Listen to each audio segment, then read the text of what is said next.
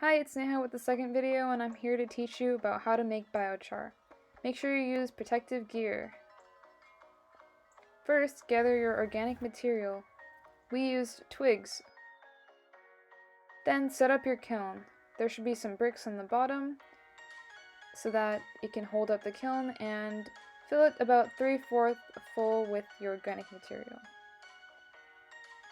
Here I put in some firestarter so that everything can go smoother and it'll light up faster.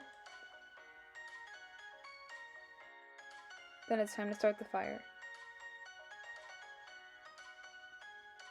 The flames will be kind of slow at the first, so you need to be patient, but they will rapidly get larger.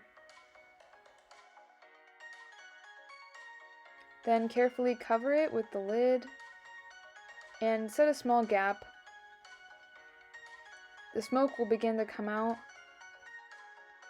You should let it burn for about 1 to 3 hours, and when you spray it with water on the side and you see smoke come out of the bottom, that's an indication that it's done.